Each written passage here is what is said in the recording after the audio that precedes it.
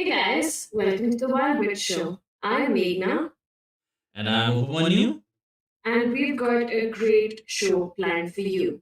Now, you're obviously wondering what the headline topic is: Pablo Escobar's cocaine hippos.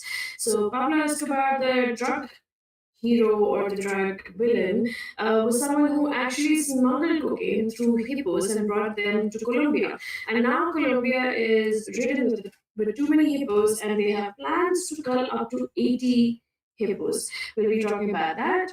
We'll also be talking about how in Nepal is just the opposite, where people are learning to live with rhinos as the numbers are soaring. So two big animals, the hippos and the rhinos, but one where coexistence is happening and the other where culling is happening. Apart from that, we'll also be talking about I'll be talking about some other small stories as well as Oops would be talking about some stories. What are the other stories we have? There is an interesting one where um, we have covered similar things before as well, where Chernobyl's remains and the sort of in that space, the no-go zone for humans. That's where the wildlife is thriving. We will sort of discuss that and discuss um, you know the pros and cons of such an environment and how hostile it can be for these animals. And then there's another story from the UK where its headline like of almost 15 million oysters are planned to be released in the North Sea for a rewilding project. So again, similar to what we talked about last week, certain rewilding and captive breeding and those topics as well. If anyone remembers what we talked about last week, but yeah, as Meghna said, there are some shorter stories as well, and some interesting species discoveries here and there as well.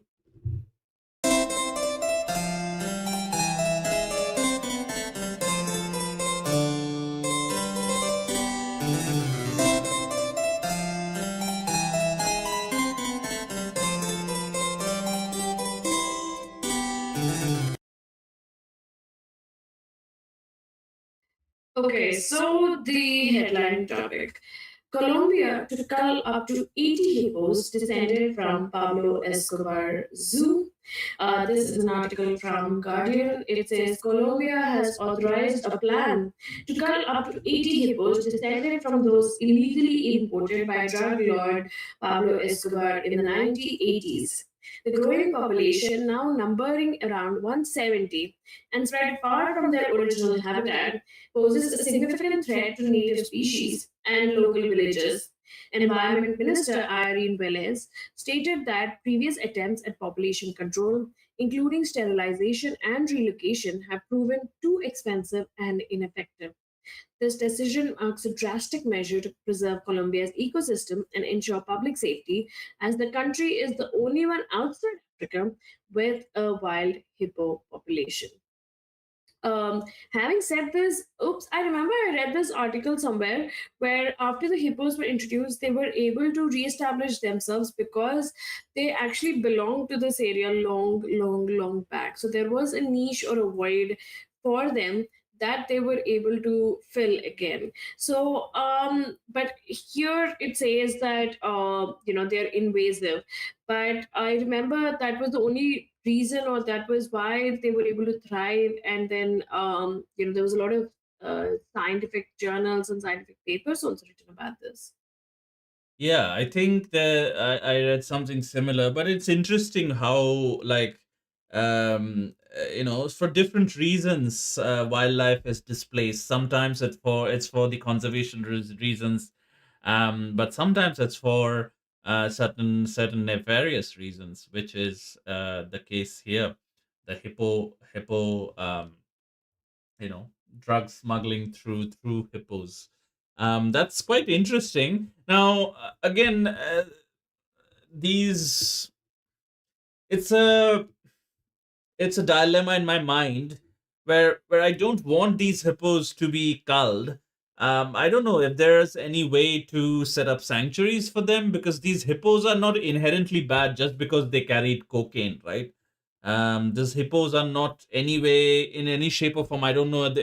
I don't think they're diseased in any way or they're threat in any way. Um, the ethical management question do come into play does come into play. Is there zoos across the Latin America and America, North America, that these hippos could be transferred to, maybe back to Africa? I don't know. Is that even possible?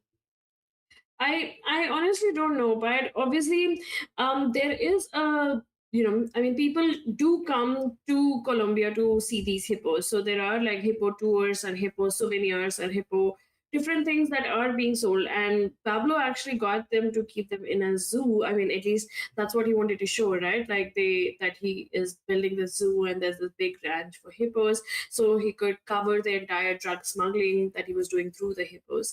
Hmm. The hippos are actually one of the main attractions at the Napoles Ranch as well, which was confiscated by the Colombia's government when it seized Escobar's property. It is Hmm. a theme park and it has swimming pools and water slides and a zoo. And that zoo actually includes several other African species. But I think the main thing that has happened with the hippos here is that the hippos are now free roaming and they're Hmm. in the other rivers, they're not in a zoo. So they have grown. But I feel like any animal that thrives in a different environment probably sometimes survived in that environment, or is some animal that can adapt to that environment. But in the hippos, I remember reading that there was a niche or a void that it was trying to fulfill. Like culling almost 80 out of the 170 is like culling half of the population. I understand that the government has tried neutering, it has tried relocation, it has tried things, but there must be a better way of coexistence than just culling them. Yeah, it is a difficult one, as we know, and these kinds of things is a difficult decision for the government to take as well, as I'm sure everyone listening to this show is also aware.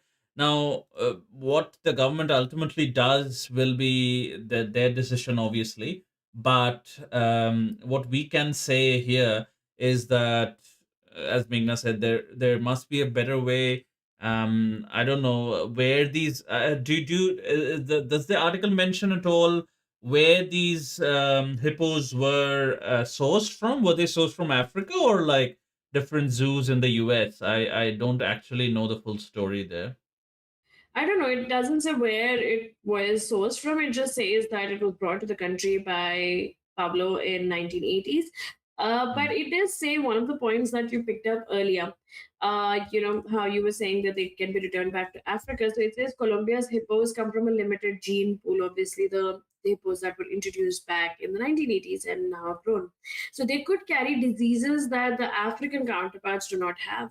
So taking them back to the natural habitat is unfeasible because that might mean spreading a plethora of diseases and a new fresh hell for the African hippos, which is why they need to Hmm. be here.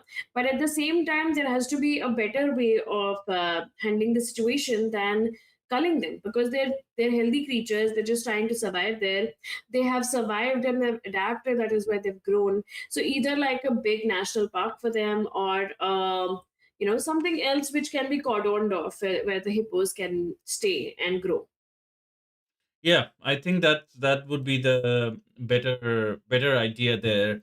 I do think that I also do agree with you. Like there could be a better way. There are zoos across the world, which I'm sure will be some of those zoos will be more than happy to house these hippos, etc. But I don't know. Sanctuaries can be set up. Does the article also, sorry, I'll ask, does the article say anything about like why these hippos are being killed? Like why is it a problem right now? Yeah, they're saying that one, obviously, threat for the people, and Hmm. two, it is also in competition with the river manatees. So Ah, right. yeah, so there's like a problem of the invasive versus native theory, and secondly, that it's not safe for the people that are living there. Yeah, I think those are really difficult challenges to navigate. I would say at least those are very difficult challenges to navigate. Hopefully, the government will take the right decision, and by the right decision, we mean that it's a win-win situation for both the hippos and the humans living there. But I don't know. For me, nothing comes to mind immediately that this would be a good solution. We can only say that I can only say that this is not the right solution. That I can definitely say. But what would be a right solution? I am not sure at Yeah, this point. I honestly think there has to be a better solution because we have another story where coexistence is happening. But Hmm. obviously, I think that is also the narrative of invasive versus native. But there is like a side story in The Guardian that I was just reading. So it says Hmm. Escobar spent part of his vast fortune assembling a menagerie of exotic animals, including elephants, giraffes, zebras, ostriches, and kangaroos at his hacienda outside Doradal, a town about 10 miles west of the Magdalena. After he was shot dead in Medellin by Colombian police in 1993, local people poured onto the property and tore apart Escobar's villa in search of rumored caches of money and weapons. Afterward, the hacienda sank into ruin. In 98, the government seized the property and eventually transferred most of the animals to domestic zoos. But several hippos, Hmm. most sources say three females and one male, were considered too dangerous to be moved, and that's how Colombia's current trouble began. The hippos multiplied, and once they reach maturity, female hippos can produce a calf every 18 months, and they can give birth 25 times during a lifespan of 40 to Wow. 50 years. Yeah. And there was one dominant male, so it is basically that one dominant male and his gene pool that is being passed down now. Wow. Wow. This is yeah. I think also this lacked the management, as is with all things we do, but it lacked the foresight and management when these hippos escaped, right? At Yeah. that point, yeah, something could have been done. Maybe it could have been neutered or something like that before they multiplied, right? And now there might be multiple males from those offsprings and things like that. But yeah, Yeah, and I this think is. the thing with hippos is also that because their bite force is so crazy. Like if you've ever seen those videos, like you can put a watermelon in a hippo's mouth and it can just just close a jaw lightly and break the watermelon. So, or if you've seen those videos of a hippo actually just holding an alligator or crocodile in its mouth and violently throwing it away. So, like hippos Mm, are actually animals that you might think are slow, that stay in rivers, that are fat, but they are crazy strong. Like, yeah. and their jaws are something you need to be away from. Mm, absolutely. Absolutely. No, they have one of the strongest bite forces per square inch, in the animal kingdom. It's crazy how much bite force they have. And one of the most dangerous animals as well, causes the highest number of human deaths per year, hippos. So they're very dangerous to humans as well. I mean, they are herbivorous animals, so they are very shy, and they get startled easily. And when wild animals are startled, they have to defend themselves. So that's how hippos defend themselves. So again, the public safety angle cannot be overlooked, but at the same time, I think the I guess welfare of the hippos should also be taken into account before any sweeping decision is made. Yeah, and I think, I mean, if they really wanted to, or they thought that it was really dangerous to move four hippos, they should have just moved the male if they did not want, the hippos to multiply, because there were three females and one male. Yeah. So that would have been the best way, or they should have found a way to probably at least separate them. Because now, if Mm. they're saying that, oh, we killed Pablo, and then the thing went out of control, the hippos did not ask to be there. The hippos were just brought there, and then they multiplied because they found a nutrient-rich environment that was great for their survival. But now that the hippos have grown, that doesn't mean that we get to decide that they shouldn't stay there just because we did not decide in the first place how to control them, Yeah. when you had the option to. Yeah. No, absolutely. Absolutely. So again, ethical management of these kinds of invasive species, and we talk about invasive species on every episode. There's some topic or the other, and I think last week we also talked about that. So I think it's a tricky to maintain that balance and have that win-win situation, but hopefully we'll keep an eye on the story and see how it goes. But as it looks right now, I think Colombia is very dead set on getting rid of these hippos. um, so yeah, if anyone from the conservation slash research community is watching this video and they have some innovative solutions, you guys can sort of definitely comment or share this video with the authorities along with your solution and things like that. But yeah, it would be interesting to see what ends up happening. Yeah, Mm. that is true. Okay. um cool. If we go on to the next one, this is again, I would say, conservation and the aftermath of war or certain devastating events. So this is from a story from the Guardian again, the no go zone paradox. Chernobyl's wildlife thrives amid pro nuclear shift.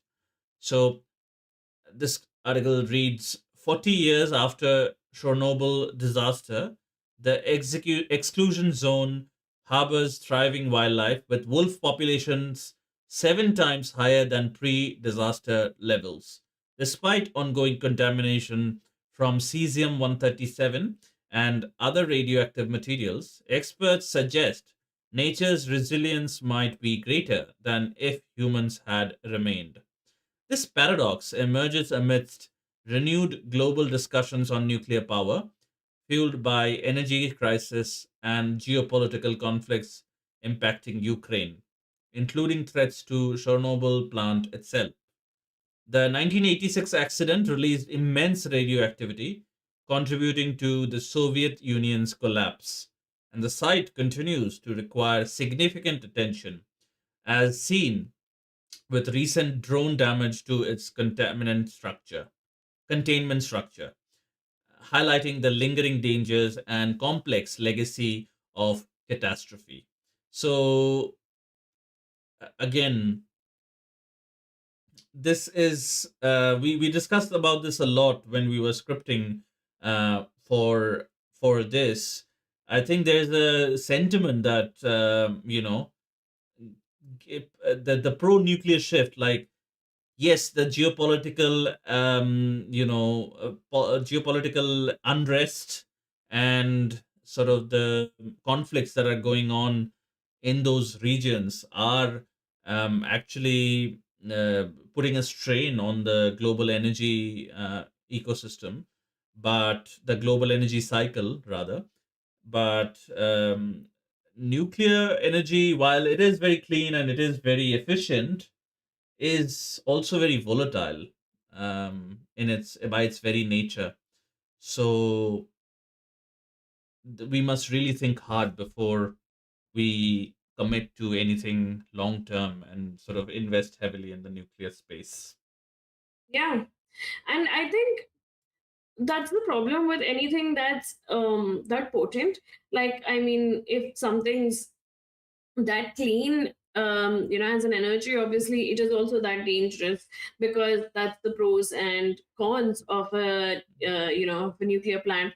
The surprising part though is that those radiation levels um, are something that are disastrous for humans. Like, they're too much for humans, but for the animals, somehow the resilience grows. As soon as you remove humans from a place, they're like, I don't care if I'm being blasted by um, radioactive materials. I will survive and I will thrive and I will multiply, because the only problem I had were humans, not the radioactive materials. Yeah. Yeah, I'm just sharing some photographs from the article. So this is a wolf looks into the camera in the abandoned village of Orevichi, Belarus. Wolf populations are 7 times higher than they were before the Chernobyl disaster. And this is a beautiful photograph, camera trap photograph as well. So that's one. We talked about Wolski's horses last week. Here it appears again. So these are wild Przewalski's horses graze in a forest inside Chornobyl exclusion zone, Ukraine. This is a second photograph. This is another one from Japan. A dog stretches in the deserted town of Futaba inside the 20-kilometer evacuation zone in Fukushima, Japan. This is where the Japan nuclear plant disaster happened. Here we can see some vultures. So, Cineris vultures near the demilitarized zone in Gangwon province, South Korea. There is another nuclear tragedy that happened there in South Korea. This is just a photograph of an abandoned amusement park. See how nature reclaims the space. That is to see. This used to be a completely cleared area. I would imagine if it were a amusement park, but now it's completely reclaimed by nature, and increasingly it will be again. So yeah, these photographs sort of remind us that how resilient animals and nature can be in general. Yeah, that is absolutely true, and I think we don't give that much credit. It's actually, and I think we've spoken about this earlier. Oops, that those videos that come up in YouTube itself, where they say, Mm, "What if humans disappeared this second?" And then the videos like start from humans just walking on the road, and then they just disappear, and then they talk about what happens after that. So they obviously talk about how the unmanned nuclear facilities then start going haywire, and they talk about how pets struggle at home. But then they talk about how after the aftermath, after like everything subsides and the nuclear effects and everything has subsided, the animals and plants actually take over everything that was human. So like all the buildings, all the spaces, and then they thrive and they survive. So it tells us that nature is resilient if we give them the opportunity to. The only thing is we don't give them the opportunity. We just keep deforesting, we keep plundering, we keep fishing, like the industrial trawling and everything. So we take more than we give. So if we actually have a balance, nature would thrive amazingly well. And if nature thrives well, we would have a chance at protecting this planet for way longer than what it's predicted. I mean, right now, according to, I think, Attenborough, it's 80 or 2080 or 90 where mm, we come to an end. mm. Yeah, it's a dire situation there, to say the least. And yeah, I think we can definitely do this, like in terms of like giving them the space while we are there, giving them the space. But also I think these kinds of technologies, I think that's the more important point here, is that just because the wildlife are thriving there, that does not mean we should be playing with these kinds of very volatile technologies. There should be some level of concern there, as is warranted. But I think this feature story also highlights the resilience of nature, and if given the space, like you remember during COVID times, all the ships were, um, you know, stopped, all the shipping stopped, and it was like everyone, the wildlife, the marine wildlife was thriving. Even now, um I think I was reading an account of a fisherman in the Strait of Hormuz, where all the fishermen now, they're saying that they are seeing fish that they haven't seen there in like 18 years or 20 years. The wildlife there, the marine wildlife there is thriving like anything, because there is no ships. There's that loud sounds, those huge sort of ships, the ultra big, ultra wide ships that they produce, those are not there. So the wildlife, the marine habitats are thriving. Yeah, and I think that's the case with every place. Like if you give it time to, recover, it would be crazy good for the environment. And then if it's good for the environment, then eventually it's good for us. And I think this Oops and me have spoken about this earlier as well. Like there are areas where you protected marine protected areas. They've created these areas, these zones, and it's a no fishing zone. And then over the course of a few years or a few decades, because there is no disturbance there, the fish actually multiply without any disturbance, and then there is so many fish that they spill over into Mm, the non-protected areas. And yes. then the fishermen report how like the protected areas are actually helping their fishing. So Yeah. that's what we need to do. Like, so if there are areas like Chernobyl, there are areas where you can protect or you can let nature thrive. I think even if it is by mistake, or even if it is because of something that we've done, or something else, but I think we need to start creating more and more spaces for wildlife. We have enough spaces for humans now, but we need more spaces for them. Yeah, no, absolutely agree with that. The Chernobyl disaster obviously was a tragedy for the people living there, but as highlighted by this article, the wildlife is thriving there, and that's the case with all of those spaces where there are mines or demilitarized zones, or like radioactive areas and things like that. But yeah, let's hope that we are able to give wildlife and nature more chance. We obviously um, want to be also like keeping in mind the human side of things as well. But I think even with the human population and things like that, there is, if we let go of our expanded dreams and all the time, encroaching on the lands of the animals, we can actually strike that balance, I believe. Absolutely. I think it is just a matter of need and greed. And, Mm, there are people and tribals and people in small, remote places actually living on very little and being very happy. So I think we all need to learn from that and actually let go of our greed and start living in lesser resources, with lesser resources, and give more back to nature. yeah, yeah. Cool. That's all we had to say about that. Very interesting piece of article. But what do we have next, Meghna? Yeah, the next topic obviously is the counter topic of the hippos in Colombia. It's the rhinos in Nepal.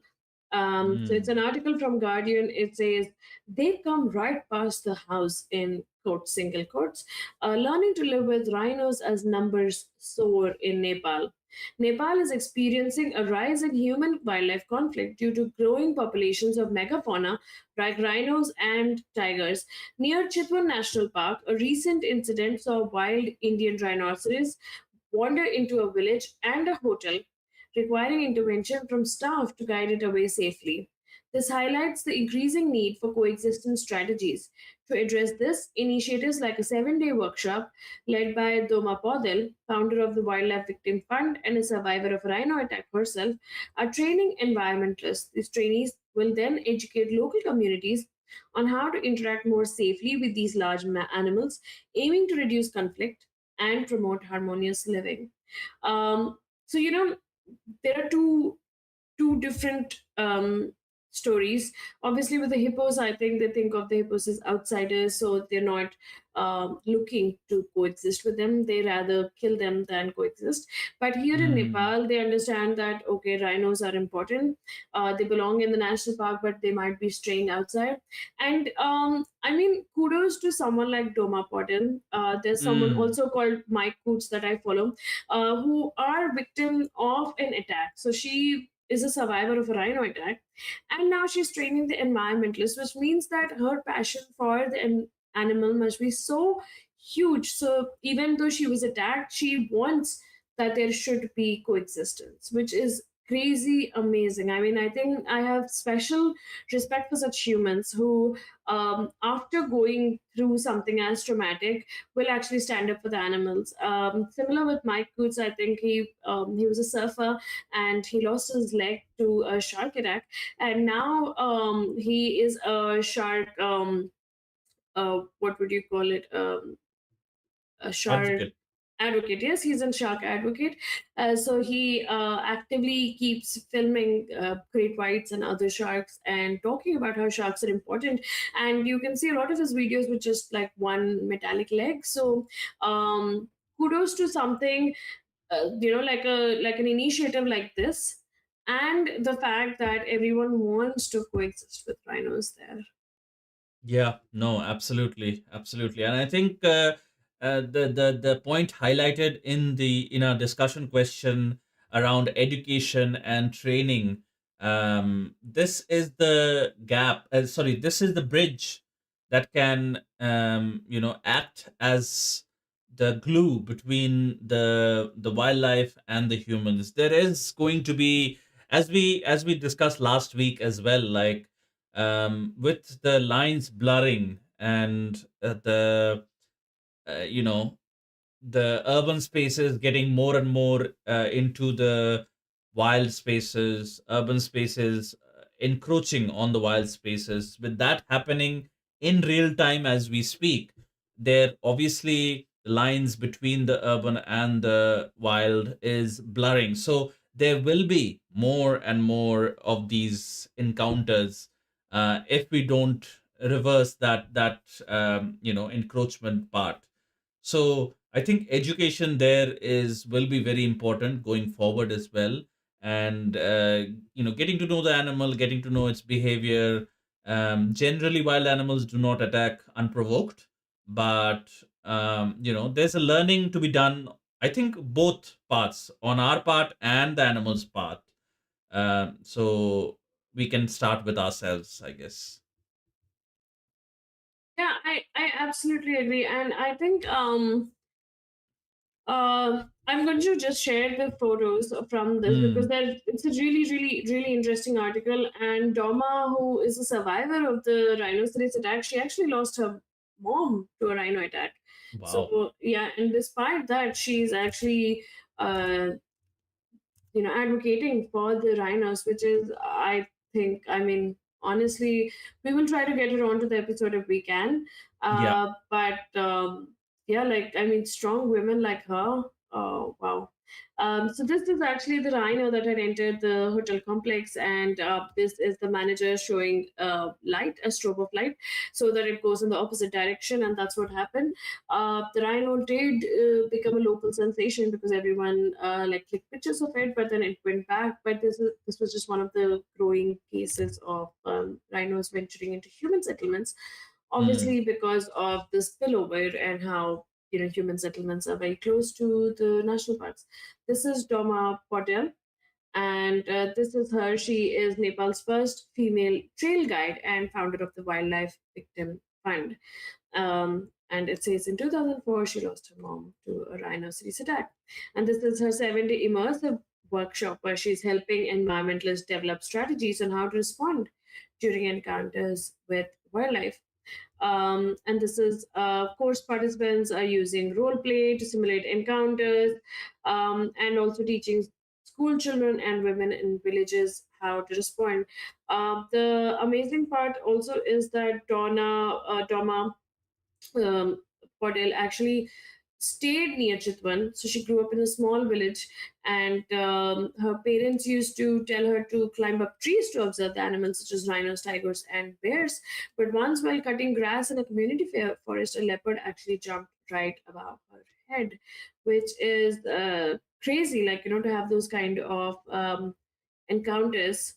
And women usually do the bulk of the gathering of firewood, wild herbs, and animal fodder in Nepal.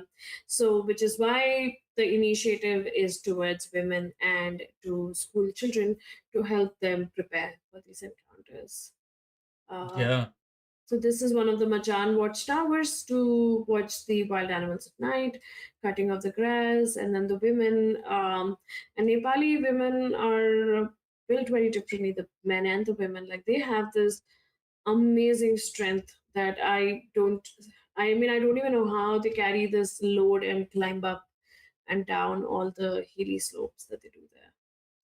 Yeah, no, absolutely. I think there has been a lot of research with Sherpas, and they do actually have a genetic mutation that enables them to breathe very thin air and generate, energy and oxygen in the bloodstream from that. But yeah, it's a great moment for Doma Patel as well. Yeah, definitely will try and get her um, you know on the show and listen to her passion, because this will take this, as Meghna said, this takes immense passion to actually not villainize the species after you've lost someone personal, to an attack. I know I definitely wouldn't be as big, and I wouldn't be able to maybe do it. But yeah, definitely hats off to her, and the team that is working towards saving these rhinos, and making sure the conflict results in any conflict results in a good outcome for both the human and the rhino. Yeah, that is absolutely true, and there are actually a few more photos if you have seen me scrolling down. This is actually Mm, one of the rhinos and her calves in Chitwan National Park.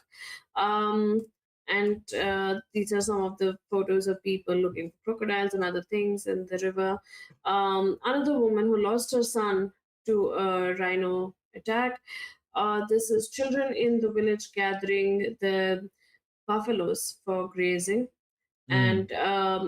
and this is the Madi Valley where a lot of things have happened. The surprising thing also is that they're saying that these attacks with the animals or the human wildlife conflict does not happen deep inside the forest. When they go deep inside the forest to collect wood and everything, nothing bothers them. But it's only the Mm. fringes. It's at the fringes, so that means that there's some kind of provocation or attack or something that's happening with the animals, because they don't have a problem with the humans entering inside deep inside the forest, but the humans are having a problem with them entering the fringes. Yeah, I think it's mostly that the how you go when you go to a new place, you are agitated, and the slightest thing would bother you. So I think it's the same with these animals, where they are in a new place, in a completely foreign land, and even the slightest of the some twig hitting or something, some slightest of the movements, it would get them agitated, because they're already on their defense mechanism, and they are trying to survive in this new and navigate this new land. So I think it's a mix of that. In the deeper forest, the animals are at home and at peace, and they know this is their place. And generally, they are much less agitated to begin with. Um, you know, I propose that is a big reason there, um, of these sort of fringe attacks.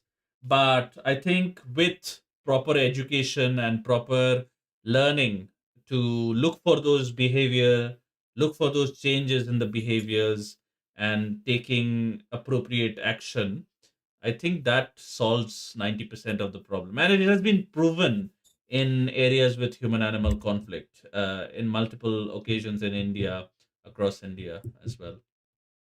That is absolutely true, and I think that that is what needs to be done.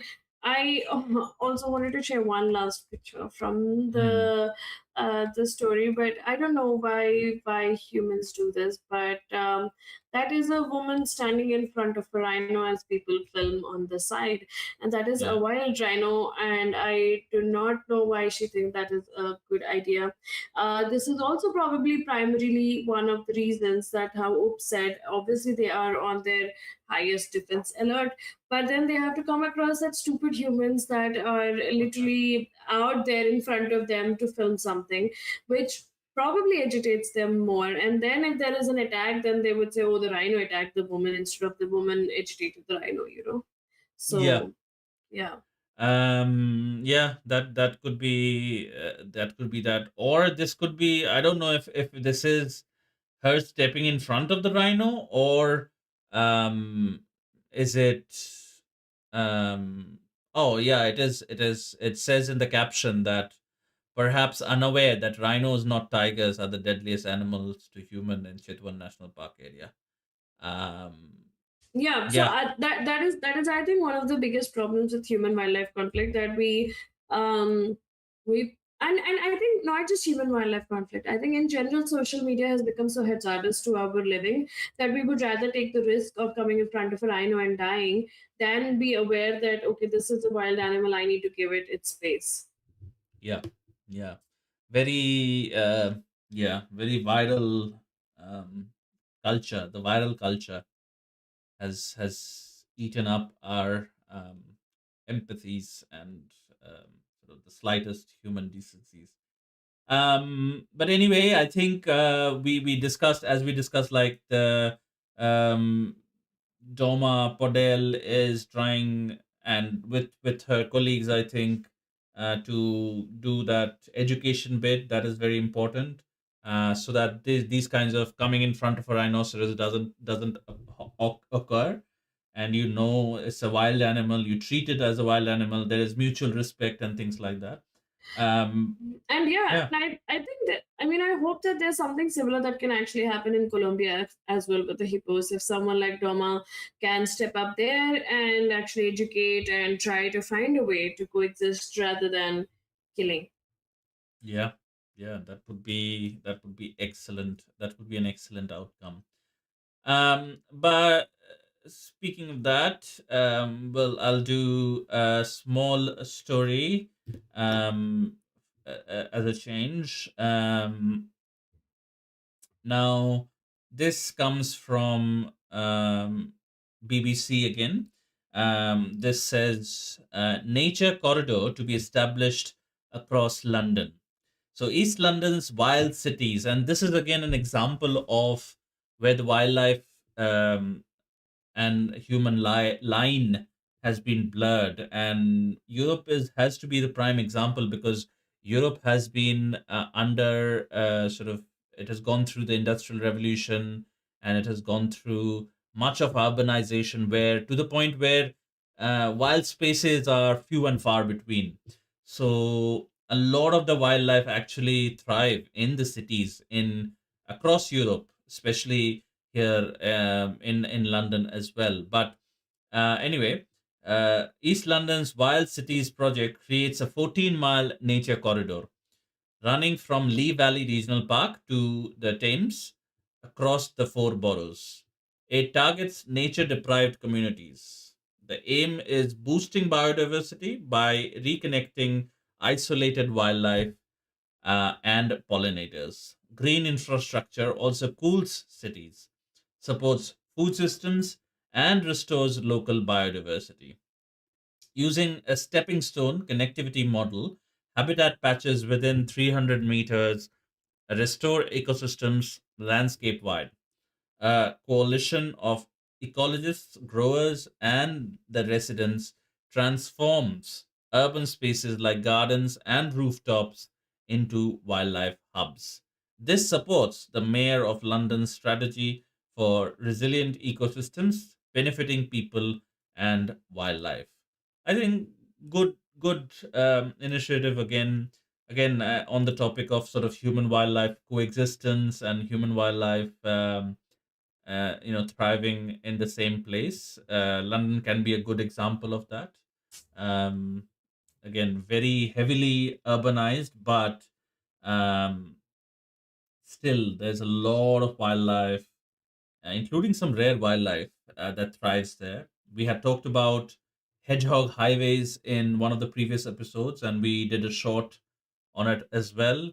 So projects like this is the way to go, because there's no way actually to retract the human population and actually um, you know um, make spaces for those wildlife exclusively. So these kinds of solutions is what needs to be looked out for. There's a beautiful series recently released called Secret Garden from BBC, and it sort of goes through the different parts of the UK and highlights how wildlife is thriving in the gardens and on the fringes of human habitation. Um, yeah, beautiful Yeah, story there. and I think it's a great way, because if you are going to start with making these nature corridors, then you're teaching the children also, how to protect and how to be Mm-hmm. compassionate and how to actually value environment, because most kids today that grow up in the city are not even aware of the environment or nature or even connected to it. So nature corridor is a good starting point, because this corridor might also bring back the pollinators, so bring back more bees, bring back more flowers, bring back more wildlife. So this is a great starting point, and in all cities I think we need this, because cities are the first place where you don't see nature at all. Mm. And I think you mentioned a point there that I feel like it's a important point, is that when you encounter wildlife, you are not encountering having that encounter from a place of fear or a place of self preservation, but you are encountering having that encounter from a place of conservation and from a place of mutual respect and from a place of giving each other some space. You're not startled by it, but you'd rather um, you know respect it and give it its space and then carry on doing your own business. Those kinds of um, I guess those kinds of encounters can only happen if you have the proper education. You're armed with all the different behavioral things that an animal can exhibit, and that's the only way you can have those positive encounters, overall positive encounters. Because Chitwan National Park,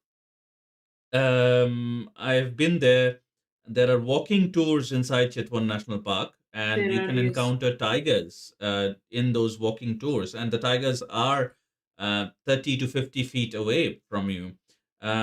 So, uh, you can have those encounters without agitating either party or without the harm of either party. So, it is possible, but it just needs that education and patience, I guess. Yeah, and the thing is that like in this article, I think it says that research found that London is 1 to 1.5 degrees hotter than the surrounding southeast region, and nature networks could cool urban areas by up to 7 degrees Celsius. And this is something that I think we're missing in a lot of cities. I remember a friend of mine once said, "Oh, why couldn't we just have like AC or an air conditioner that could just blanket the entire city?" And someone in the comments, and someone in the comments wrote, yes, that's what trees are for. So yeah, I think we very easily forget, because even when it's a really sunny day and it's really hot and you stand under the shade, you can like automatically see like a 5 to 7 degree difference. And Mhm. that is why you need nature, because if you don't have nature, you don't have trees, you don't have the wildlife, it's not possible for us to survive. Correct. Absolutely. Absolutely. Cool. Okay. Do you want to do like a smaller story and then we can go back to the main ones? Yes, sure. I'll do a smaller story. Um, So, World Earth Day 2026, which was just recently, how Mhm. community led environmental initiatives are making a change in Ernakulam, Kerala. This is an article from The Hindu. Environmental organizations and individuals in Ernakulam are driving significant change through years of consistent ground level work, focusing on making conservation a way of life. Their diverse efforts range from crucial mangrove conservation to creating vital data banks through meticulous documentation, all while actively engaging students and local communities. A prime example is Grassroot, an organization based in Vipin, Nayara Rambalam, which has dedicated itself to mangrove conservation since its establishment in 2021. Manoj Kumar IB, a member of Grassroot, articulates their philosophy. They view themselves not as activists, but as locals genuinely committed to preserving their environment. This collective commitment underscores the potential for profound environmental impacts when communities stand united for nature. Their ongoing initiatives demonstrate how sustained local action fosters tangible positive outcomes, transforming environmental stewardship into an ingrained practice within the region's communities. So this is great how community-led initiatives are. And this is, I think, something we've spoken about in a lot of episodes, where these community-led initiatives are what are actually making the biggest difference in conservation. Mm, uh, and absolutely. and not just in India, like in Africa and different places. But I mean, I think it's especially Africa and Southeast Asia because here the communities need to bind together. Also in South America, like these are where Mhm. the stories come from, where like community led initiatives are making a change. Yeah. There's a good point here in this story that I found where very interesting is that you know these kind of local local people, the grassroots people, the you know the environmental impact they can have when communities stand united for nature. I think it will all start with the local people in a specific region where the conflict is happening, or where there is a threat to the wildlife, or there is a big corporation trying to take over some forest land and things like that.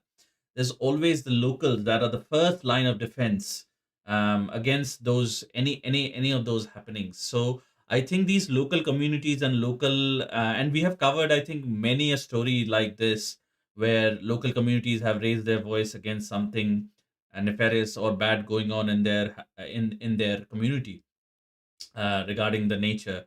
And I think the locals are genuinely, especially in these areas bordering, wildlife and bordering forests, locals are very in tune with nature, more than like people like us who are just living in the urban spaces.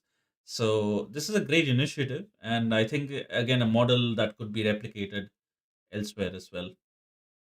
Yeah, absolutely. And I think the biggest thing from this article is that they're actually doing mangrove restoration projects. And in a lot of places that they're cutting down the mangroves. And anyone who knows how the mangroves work, they're like they're in the tides just before the oceans are hitting the land.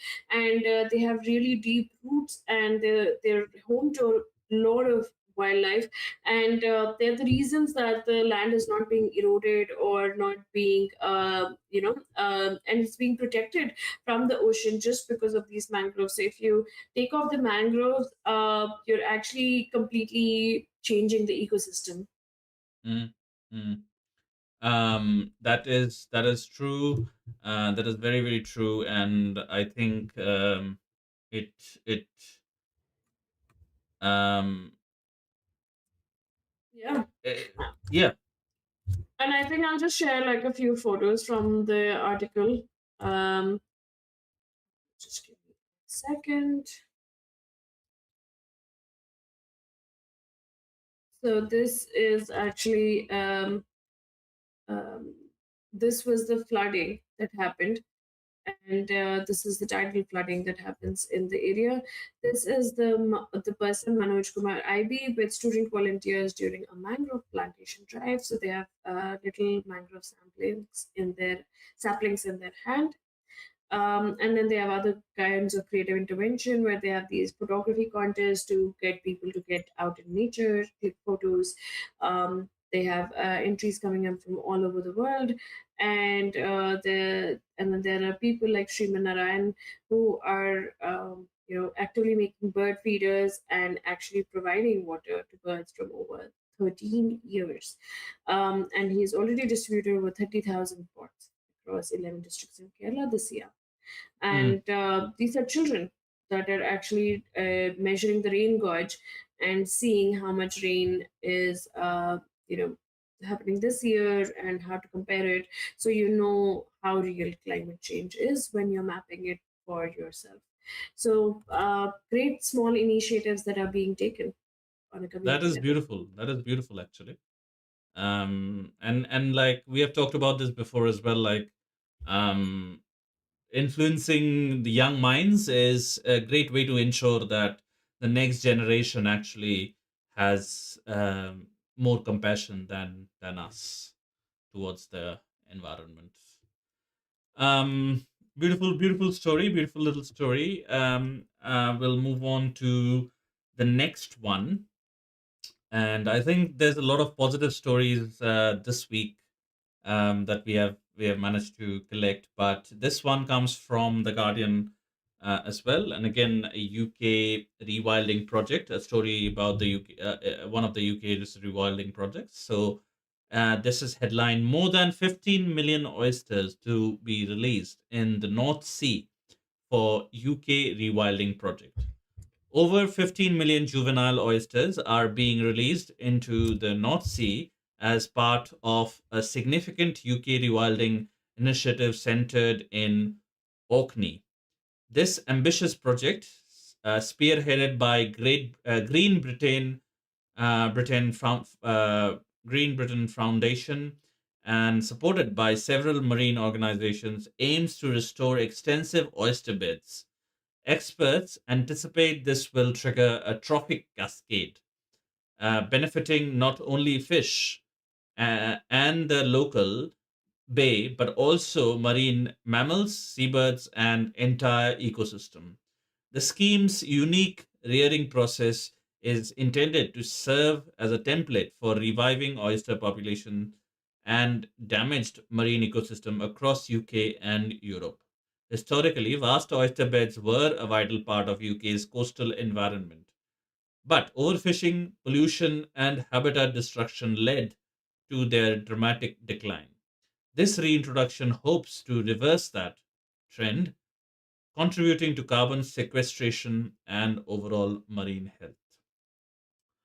I think, again, a great initiative there. And we have talked about, I think, a lot about like how each part of the ecosystem plays a very important role in maintaining the balance in those particular ecosystems. Here, oysters, as an example, they're not the apex predators here, but they are the ones that all of the other apex predators sort of depend on for their food sources, or you know, seabirds or mammals or marine fish and things like that.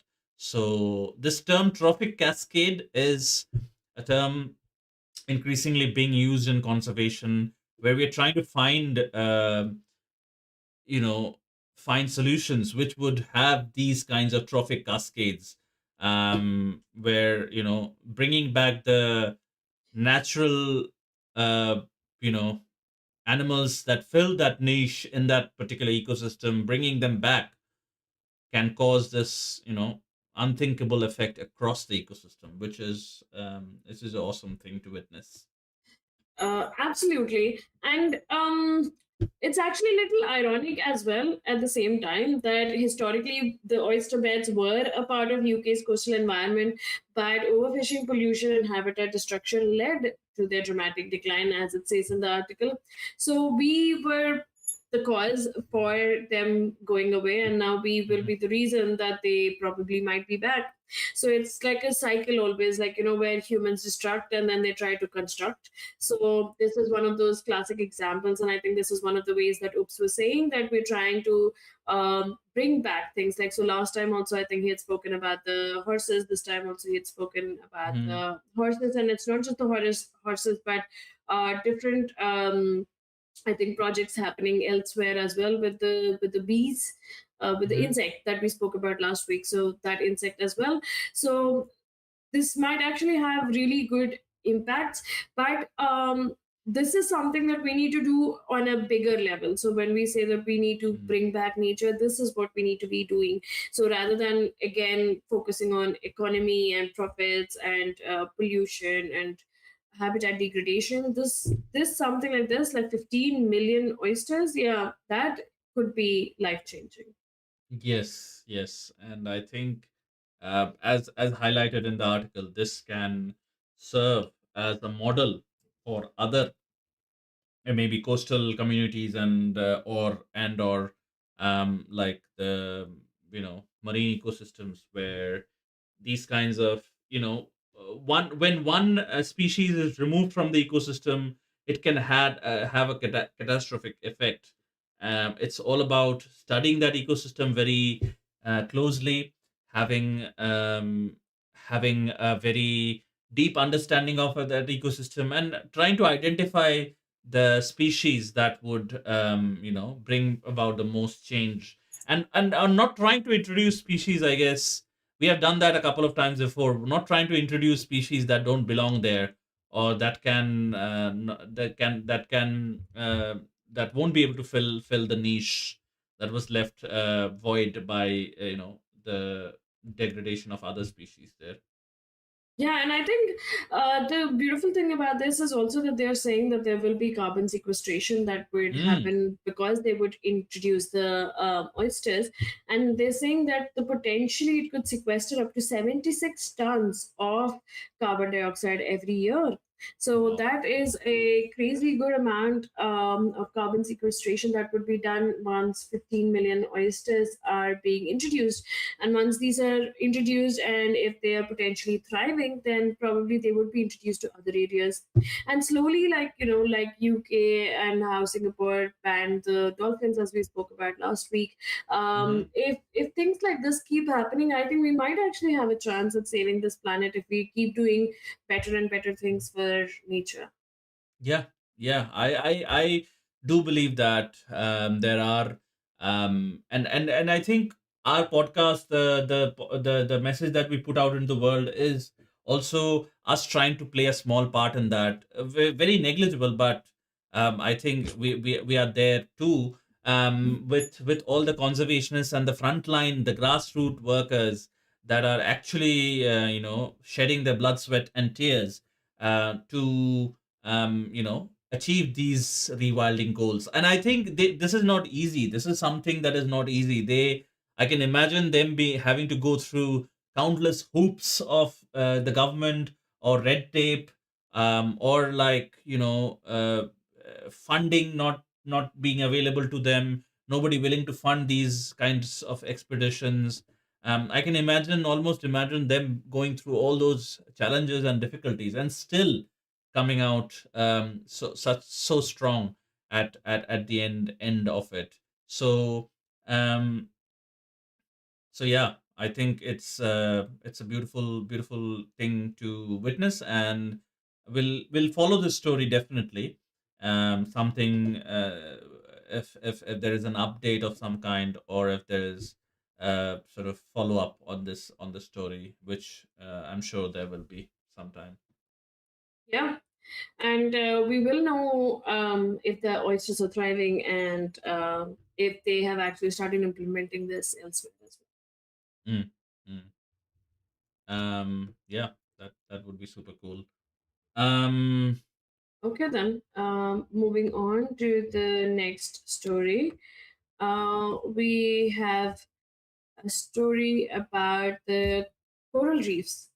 And this is a news from Mongabe. It says one of the world's largest deep sea coral reefs discovered off Argentina. Scientists have Mm. identified a potentially massive cold water coral reef system discovered deep within Argentinian waters, located approximately 1,000 meters below the surface. This extensive reef is dominated by the rare Bathelia candida coral and supports a vibrant ecosystem, including numerous species previously unknown to science. Researchers aboard the RV Falca explored a 900-kilometer stretch, finding evidence that suggests the reef could be one of the largest globally. However, the discovery also brought concerns as signs of human impact, such as fishing debris and potential trawling damage, were observed. Scientists are also worried that the area might become a target for future oil and gas exploration, raising urgent questions about its protection. Firstly, amazing. Secondly, trawling impact all the way down to 1,000 meters. That's crazy. Yeah, like it's like they never stop. Like you give them an inch and they take a mile, but this is like give them an inch, they will take everything. Um, like where is this? Where does this end? I have no idea. Like where does this end? Does this end at all? Like you know, um, I have no idea, and it's very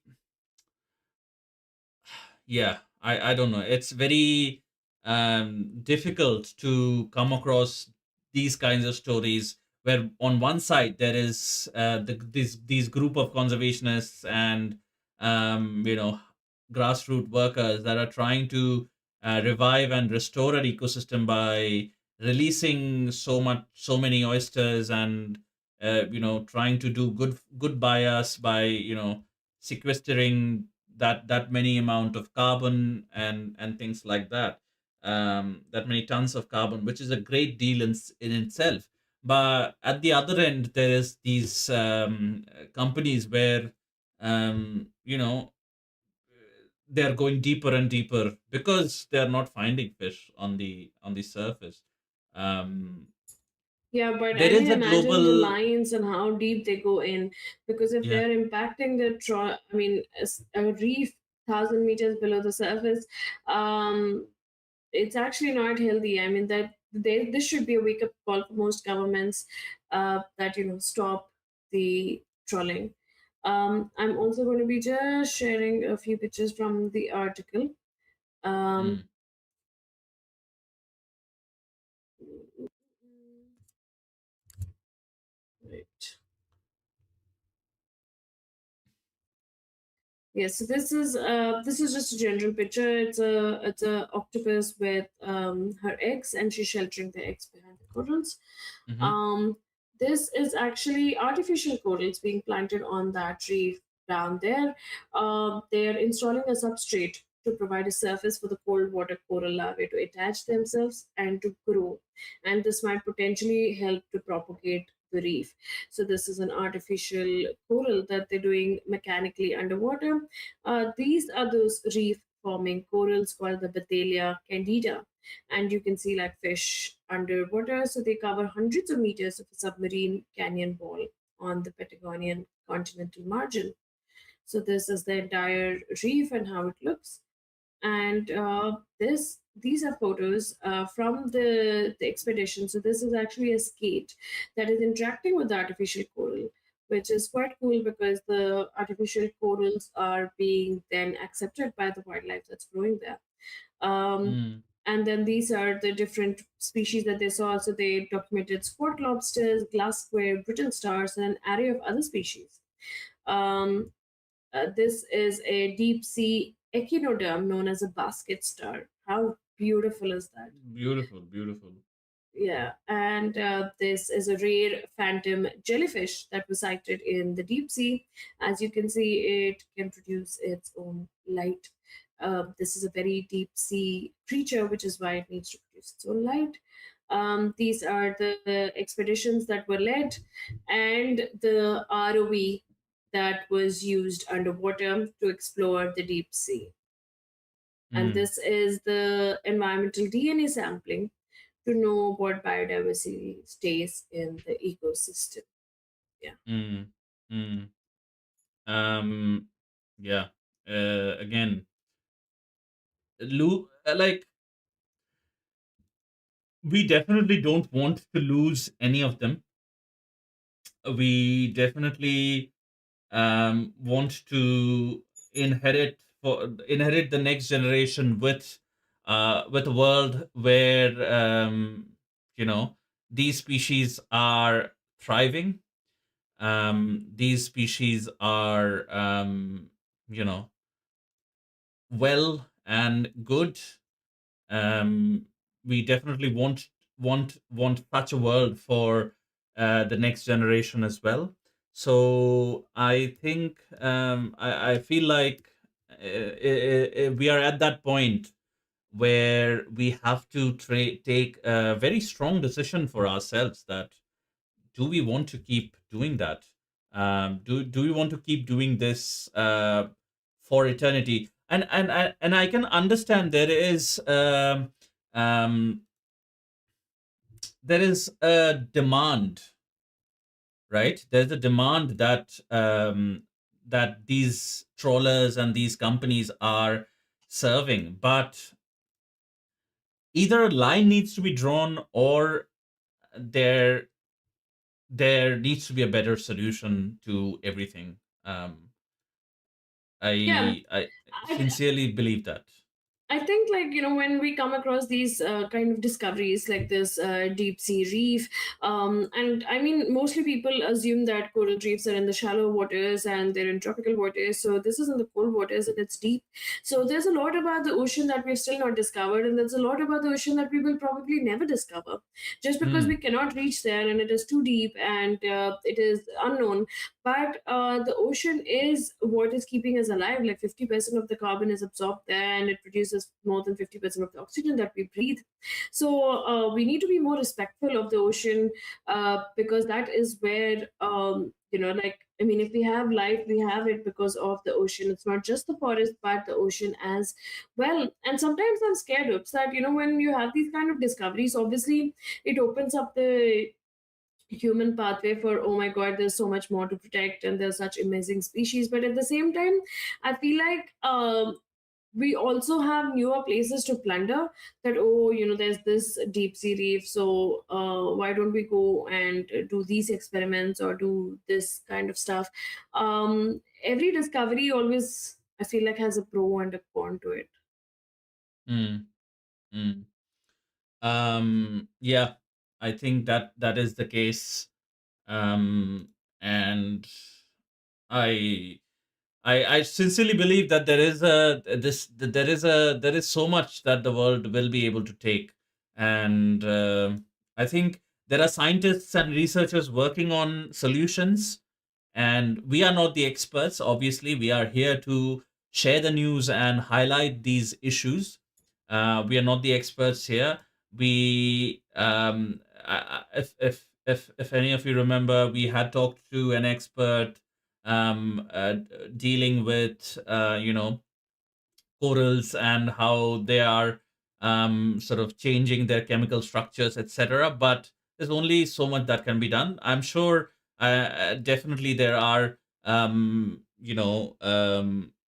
I guess scientists and conservationists that are working towards getting solving these specific problems regarding trolling, or regarding the supply of fresh fish to global markets. I'm sure there's a solution out there. It just needs to be implemented, and it just these companies just need to listen to those solutions. They might be a little bit more costly, but at the not at the expense of the entire world. Yeah, I hope that there are such discoveries that do come across, but I hope that such discoveries would lead to more protection and more stricter laws, and are good for the ocean. It's great that we're doing some artificial coral plantation there, and hopefully the reef would bounce back from the environmental damage that has been noticed there.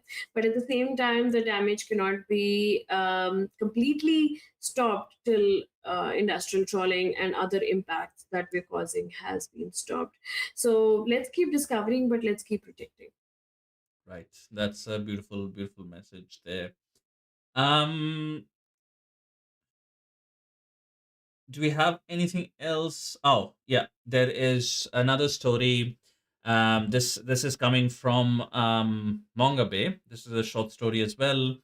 Um, Black cockatoo species caught in the crosshairs of global race for minerals. Okay, this sounds very interesting.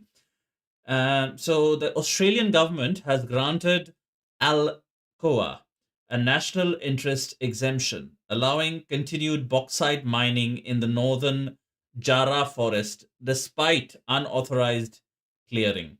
The forest is vital habitat for threatened black cockatoo species, including critically endangered Baudine's black cockatoo. Environmental groups criticize the Australian dollar 55 million payment, and conservation programs are the 55 million Australian dollars payment and conservation programs as insufficient. Since 1836, extensive clearing has occurred for mining.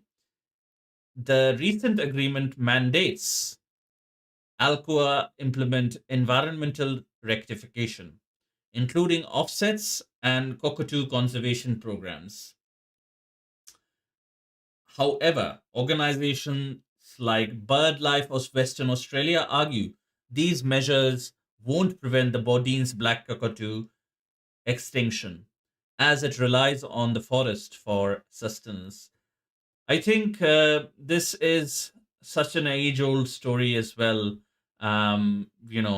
The the prophets coming before the betterment of the wildlife living there. And just look at this cockatoo, such a beautiful looking bird. I'm just in awe of this bird. Such a beauty, such a beauty. And look at the habitat as well. Like, it's such a beautiful habitat. Like, why would you want to destroy this habitat? Oh, such a beautiful bird. So you can see how it thrives and survives on this forest. Such a beautiful, the northern Jarrah forest. This is the northern Jarrah forest, and this is the the Baudine's black cockatoo.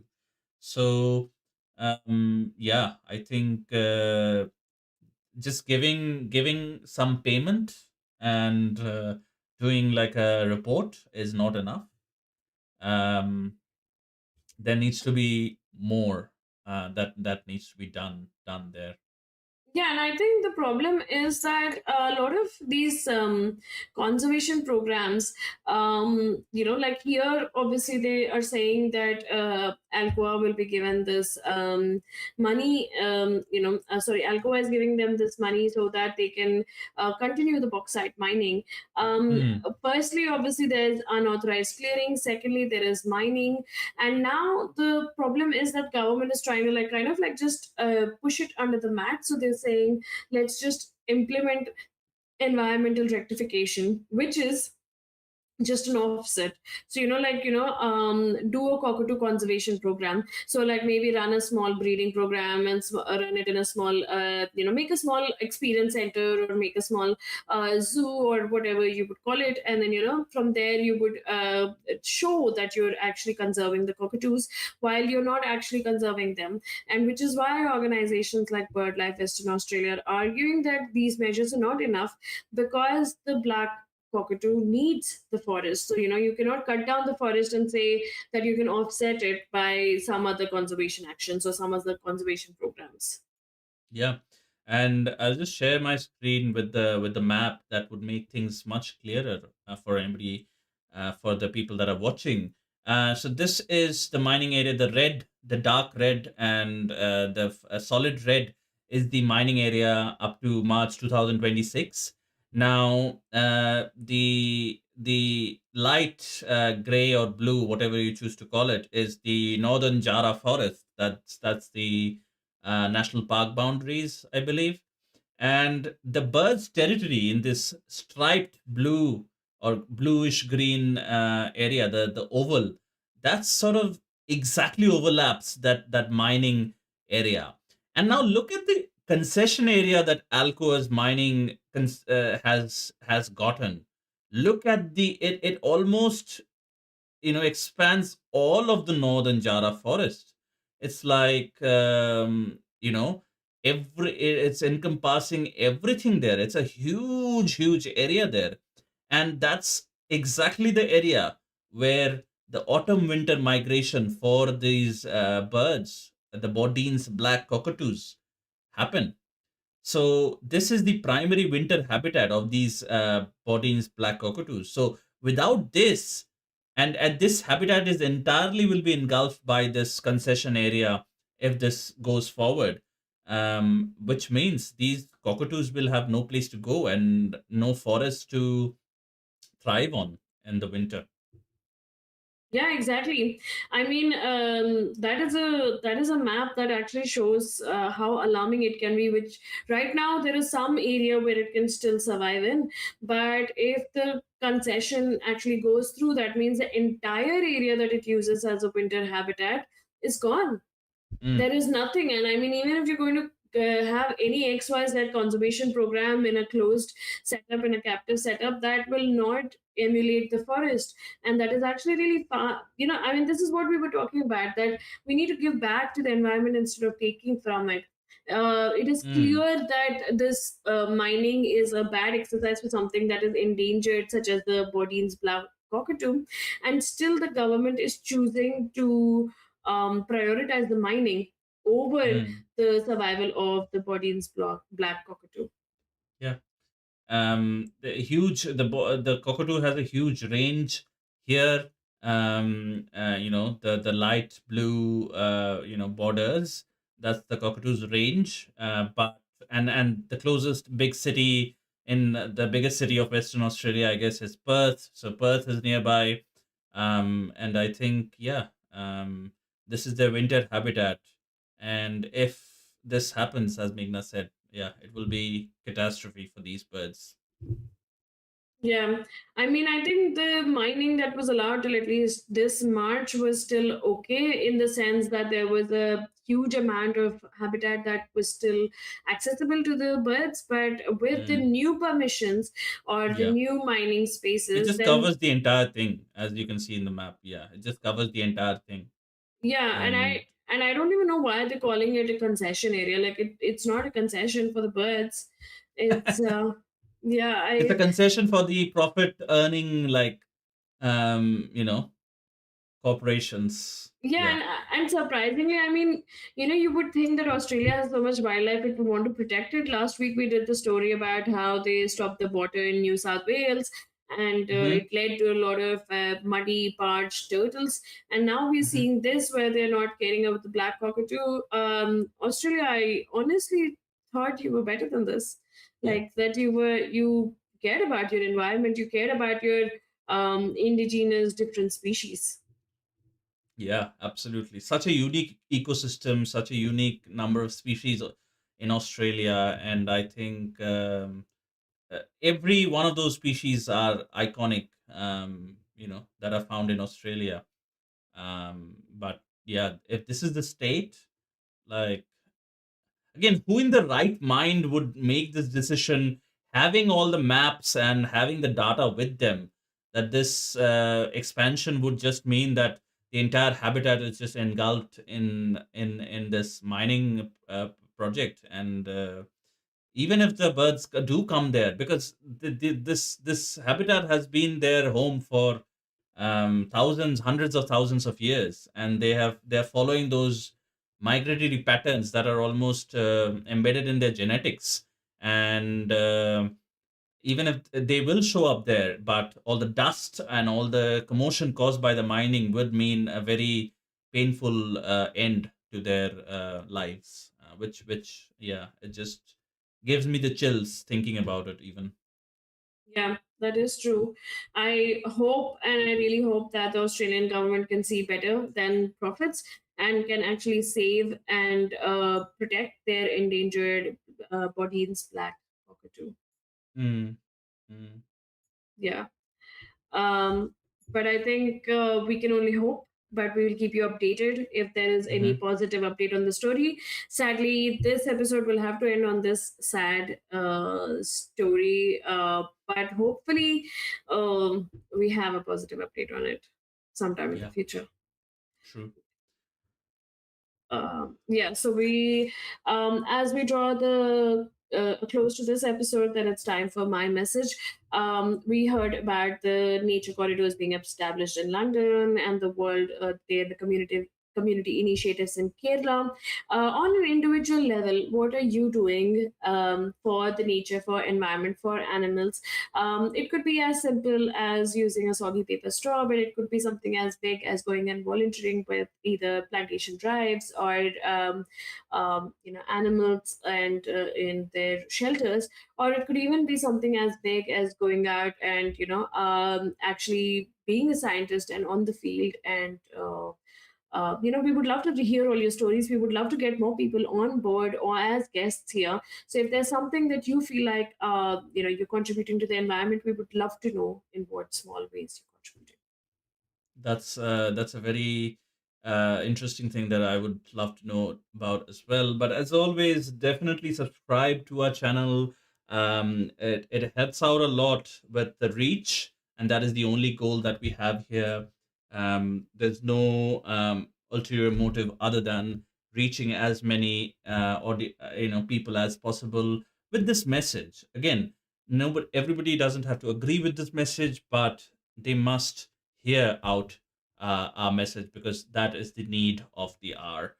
We are also on all the major social media platforms, so go follow us there. We go live on all the platforms all at once, so you'll be able to catch us wherever you follow us. If you like this video, give this video a thumbs up and share it with your close friends and family.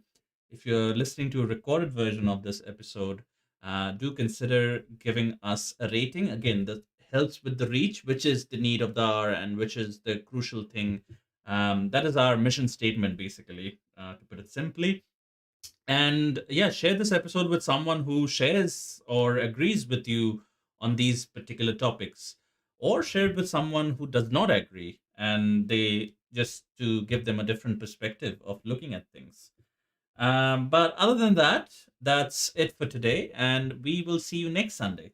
Same time, same channel. Have a good one, guys. Bye bye.